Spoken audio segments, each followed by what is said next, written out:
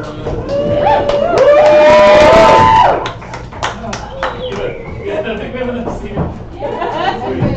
want to sit?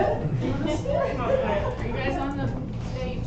All right, good. Hey everyone, welcome to the post marathon. We just designed this. Okay. Welcome to the post marathon talk back. Give it up for our special guest.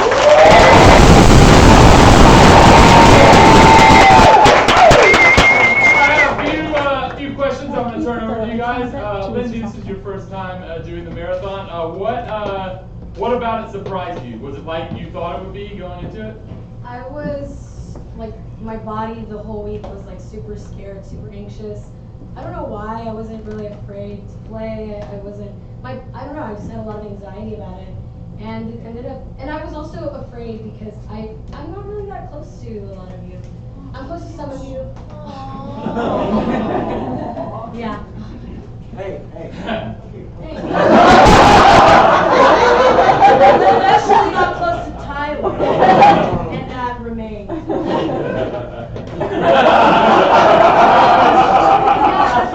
I guess that's why I had a lot of anxiety, but I mean, it was, I don't want to say it was easy because it wasn't, but it was You like. can say it was easy, that's fine. No, it wasn't, but it was like, it wasn't, I think I had more anxiety at the beginning. During it, it just was a really great journey, and I remember I went up to Eric one time and I was like, I'm so tired, and he just, I don't know, he did his Eric thing. Fucking positive dude. Yeah. And everybody kind of did that with me, I think, in this one. I'm really happy that you're right. Awesome. So not only have you done the marathon before, but you were in a very different place the last time you did it, like physically, emotionally. I was dying. So how was this experience different? Harder. Yeah? Harder than dying? Well, okay. I mean, let's be real Yeah, here. Shannon, we're really good. The event itself, separate of my disease, I have cirrhosis of the liver. For those of you that don't know, I found out about a year and a half ago. I'm back to steady now. I'm good. I'm stable. I don't. The first marathon I did, I was 85 pounds heavier than I am now, and had swelling and couldn't walk. And the people in that marathon stood by me so much, and I can't stand up. They were an older group that time, so we were all kind of like, oh, we know our maladies and stuff. Well, there's no way these young people are gonna understand. And Axel was 43 and has to take pills has to take 20 pills and all this shit, and still has to play. Still has to get it up to. Get fucked the whole weekend. They're so gentle with me and so kind to me. And I love you all so much.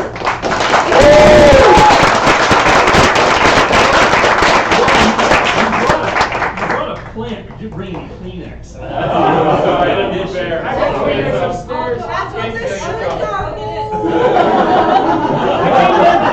I came much more prepared this time, so I've got Kleenex plenty. Nice. So in general, just from when I was checking in, you guys, by and large, seem fairly unfazed compared to some other years in cast. Patrick, you in particular, you seem almost exactly the same. On the outside, so from the inside, did you find your improv changing or anything, or do you feel the same as you did at hour one? I expected it to get steadily more difficult, but I didn't expect the sort of waves to hit. Yeah. And I think part of the way that I'm most coped with that is needing to sort of constant doing of bits and just chatting with people to stay mentally active. Because, and I mean, that's kind of where all these puns came in, because I'm on the sidelines and trying not to fall asleep. I'm like, what can my brain be doing? Words sound like other words. We're all like, Patrick, can you please just fall asleep? Because these puns are too much.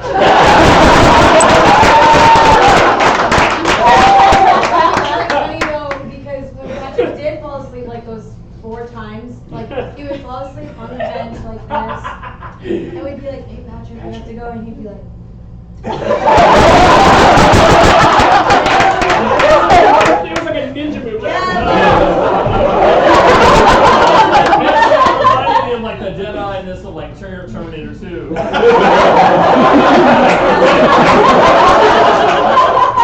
It's a very specific question for how much limited time we have, but it's open to whoever wants to answer it, except for Lindsay, which is that Juan Beltran seems like a fully realized character. Did that character pre-exist the marathon? And if not, where did it come He's into a being? real person. I would, yeah, he had a profound impact on all of us. Oh my God!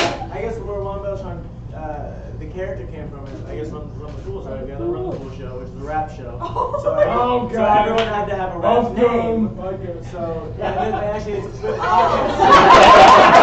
We also have a freestyle podcast. Jazz Queen, July 13th. That's besides the point, but it's there if you want to check it out. So we all had to come up with rap names, and then Lindsay's was Juan Juan Beltran. who is Her your dad. father? And That fool can rap. He was killed off during a scandal. Unfortunately, he came back. It was a really, I want to say something about that. That was a really real moment for me when he was killed. I was like, no, I can't get through these other 5 hours without him. I don't make choices and I don't remember how. The scandal was like, yeah, Juan Beltran died. No! Fuck you! Just quit. Shannon, throughout the marathon when I checked in, you always had these moments where like you seemed very serious and focused, and then suddenly you'd be full of complete joy and do like the perfect thing. So I'm curious, what can you just off the top of your head think of like some highlights from the marathon that you particularly enjoyed? Highlight number one, my husband said he couldn't come, and then he showed up in the audience.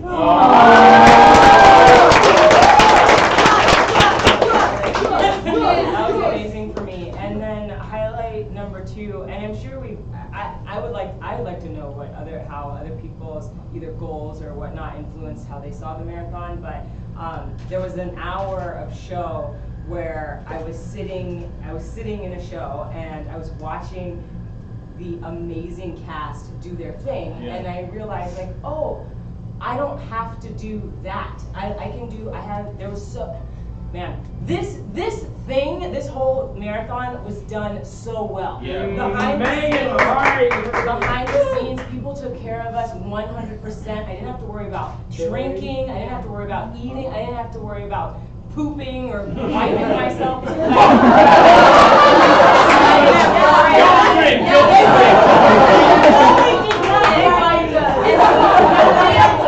The thing is that being awake for that long and starting to lose your mind, and then but the one thing that you're focusing on is doing well in the thing that you love.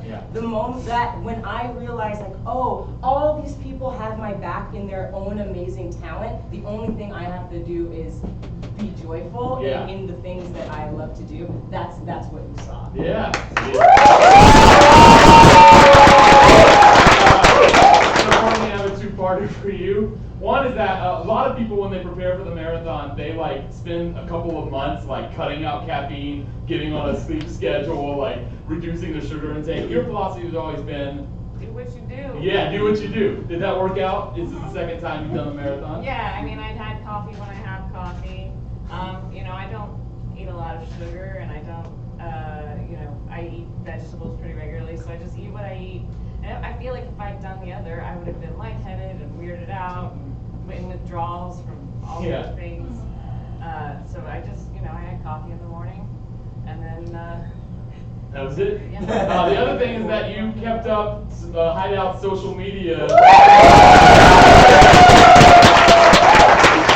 it always your plan to do that? Did you? Yeah, I prepared everything beforehand. You can pre-post things on Facebook, but you can't on Instagram. You can have Hootsuite remind you Everyone write this down. to post something, which is fucking useless. I mean, it's great, because it's like, if you don't want to keep it in the back of your mind that you can post something, but it was just like, so every time we would get off stage, I would immediately post the show that was an hour away. So it was like I would between two shows. I was Yeah, posting about I this, noticed the third show, or that tonight's show.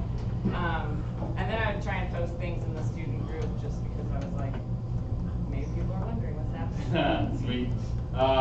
Tyler and Alex, this is both your first. One word at a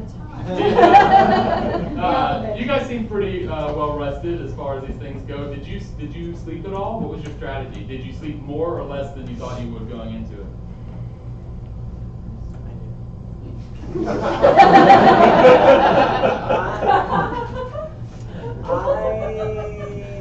I wasn't planning on sleeping. I was open to sleeping if I had to. I slept maybe like 20 minutes total. Yeah. I didn't sleep. Not bad. It's just like, and just closing your eyes kind of, I don't know.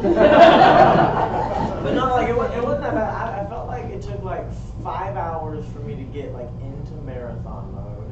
And then like once I was in it, I just had like, I mean, y'all tell me, a solid 30 hours of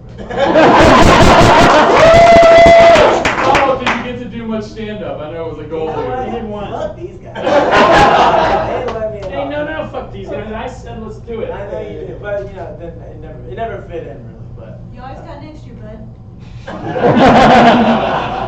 Yeah, no, and then after that it kind of started dipping, and there was like periods where I was like real sleepy in the show, and then I was like got out of it. So there was waves after the last like 10 or 12 hours. Nice. Alex, you did anything about the marathon surprise you? You seem pretty Alex Walker the whole time. Yeah, I think so.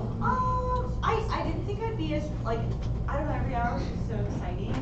I think I might cry. Oh, here you go. Yeah, I don't know, I was just super amped, and I think really grateful and thankful that I got to do 40 shows with, like, the 8 of you guys, and I said it. Also, so many people from the community too. So it was really fun. I think the thing that I was expecting, so I did talk to Shannon, I was like, oh man, this is gonna be so much better than improv, like, oh, Nirvana's gonna happen or something. But I think what it did was like just like meet barriers that I had. Yeah. So like it was just more me, like more genuine, my style, but less like, don't do that, that's stupid. Don't do that. Just sit down. So, Nice. I second that, and then also you get better because you take down the barriers inside of you, and then you get better because you see all these fucking great people that you're Yeah, playing right. with.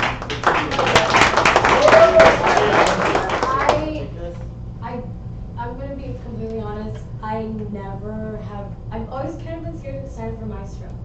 I've only done it once, and I was like, oh man, well, the marathon signed me up for it. Yeah. And I was even like, you guys can eliminate me, whatever. But something about, I don't remember what hour it was, but I was like, oh, in the power of Juan Beltran. And like, I had so much fun. Like, these guys, everybody just had my back, and I finally felt, and yeah, I felt like a team, completely. Awesome. I've heard you obviously lived in Austin for a super long time and were like doing improv nonstop while you're here. You've been in Minneapolis now how many years? 5. So what was it like coming back and doing the marathon, having like some distance from Austin? Did it feel different? Did it feel awesome? Did it feel weird? Yeah, every time I come back, you know, like it's a totally different culture every place you go.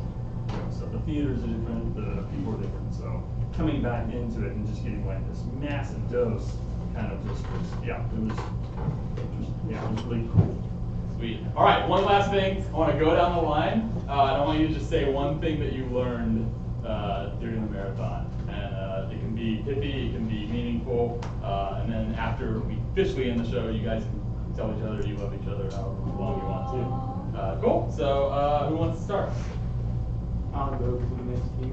Great. I love all of you very much. I love you equally, like I love my children equally. But I have to say the one thing I learned is that Alex Walker is a motherfucker who will make you push yourself. Like you never thought you could push yourself again. If you want to be like her, you want to fucking do what she does. And you can't do what she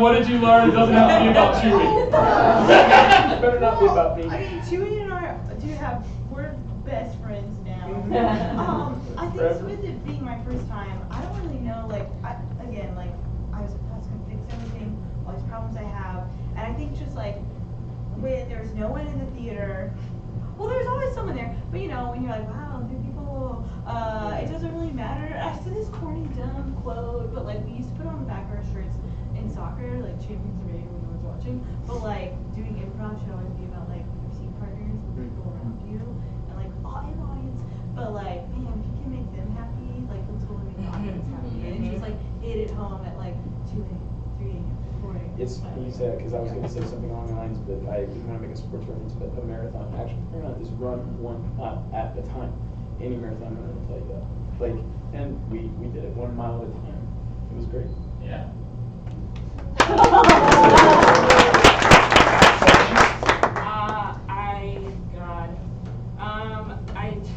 I directed 2 shows in the marathon. Yeah. Which was so hard. Yeah. At 7 a.m. I hosted Physical Challenge, which is an insane thing to think about, like, to be like, I haven't slept and now I'm gonna keep the show together by my own will. And then the main stage right now is the show I directed, so I was worrying about that for several hours, and once that was over, I felt like really free to do the marathon. I was also doing my job on top of that. So I don't know what I learned. I can fucking do it all. I don't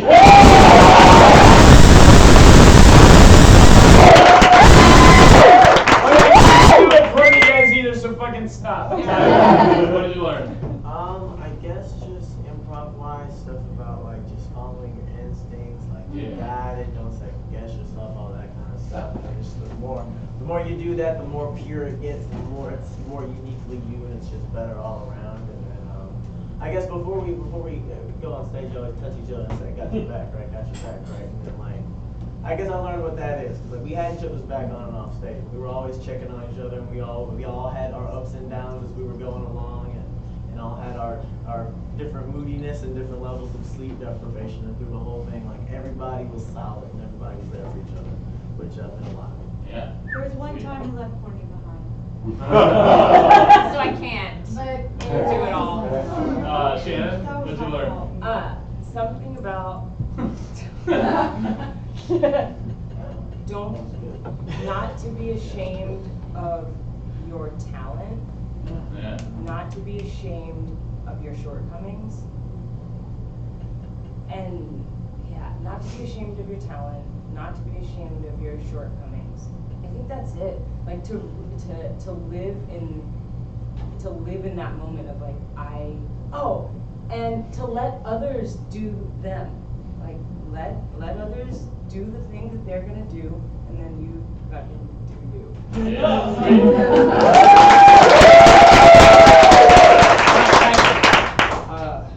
I learned how many pairs of underwear I sweat through. Like 6. All right.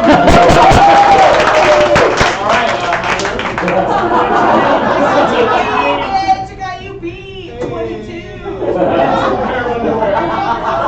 That's not fucking hard, so you can't have that many underwear. I think like it's one of those things where I'll be continuously like realizing lessons learned probably over the next week. Yeah. All of this has kind of been just like a weird flow state of like going from one thing to the other, and it's just like too much to take in at once. And I really appreciate everyone on and off stage who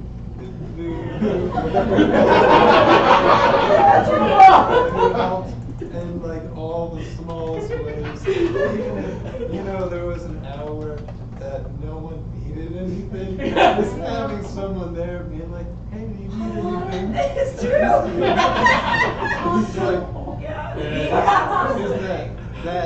That feeling of a safety net where like if I go completely delirious and I'm just like in the closet of a bathroom at showtime, someone will come in and be, "Hey, by the way, you need to be over there."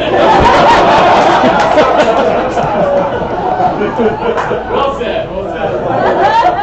Hybrid, what did you learn? Oh man, honestly, I can't even. It's too hard for me to talk about. Sure. Lindsay, what'd you learn? We're over time. We're over time. We shit. really are over time. Oh shit. I mean, no one's got anywhere to be. Whatever, baby. Yeah, kind of like what Patrick was saying. It's kind of it just 1, 2, 3, right? But I really learned to let my guard down and trust my 8 partners. But also, I think I learned to trust my choices, trust my instincts, because I'm fucking good.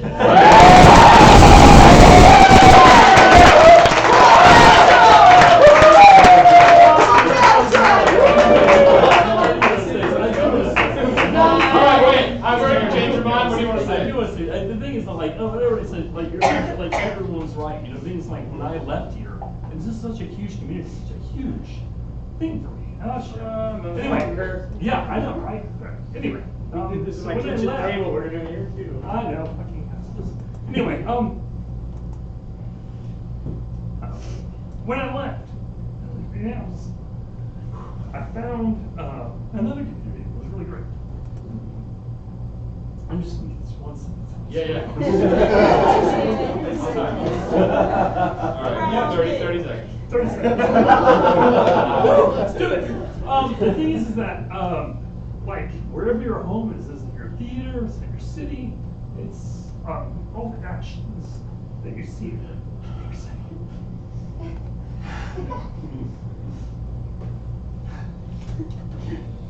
Just all your friendships that you have. It's all the interactions that you see that happen in the marathon, that happen in Uroy, and Casey, and literally, like, I have a ton of people in this audience that I've hugged, and loved. That's been home.